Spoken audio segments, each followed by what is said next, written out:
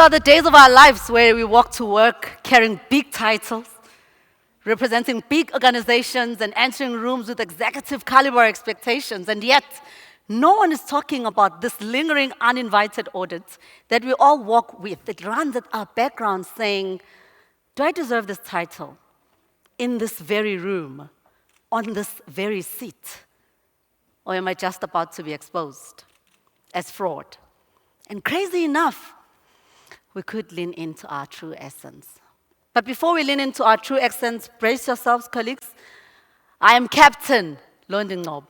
I'm a former ship navigational officer and Africa's first female dredge master.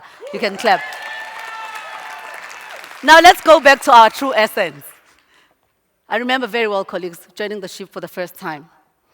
And I remember joining this ship thinking to myself, what have I gotten myself into? Still everywhere, engines humming, and feeling like a black dot, literally. Because imagine how big this thing is. I won't even share with you about the ocean, completely unbothered about my fears, doing its own thing. I won't even tell you about trying to find my voice when my English wasn't as polished, in a space and an environment where it wanted me to sound a certain way. And yet back home, half the community, I come from Durban, half the community was rooting, saying, bring it back home, see. I know you will do Dombazane. Half the community was on some skeptical. We've never seen it being done. Hey, let's wait and see.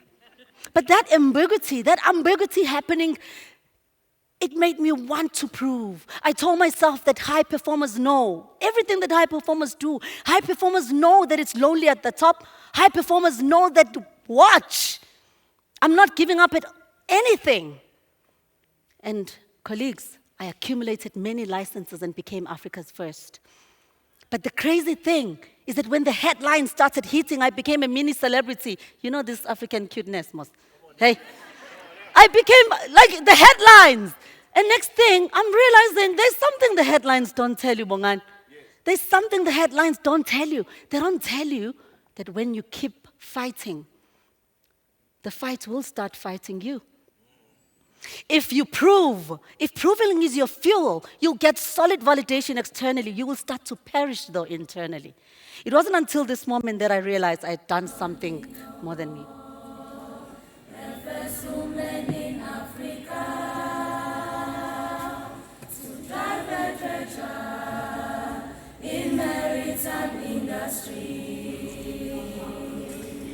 Londy Ngcobo, our role model in Africa,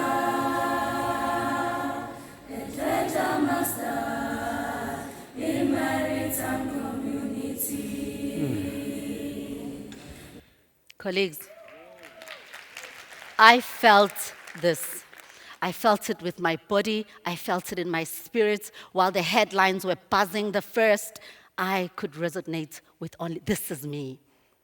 They say first to drive a dredger in maritime Africa. That doesn't even, but this is me. I resonated with this the most. What was there else to prove? I had chosen not to be Rose from the Titanic. I'm captaining the Titanic. I was making it more about me. And I think that lesson is exactly what organizations are wrestling with nowadays. We've lost humanity in the workplace. And of course, when leaders are not grounded, your teams will drift and retreat into silos. Your teams will not give you solid and authentic feedback. Your customers will feel the disconnect.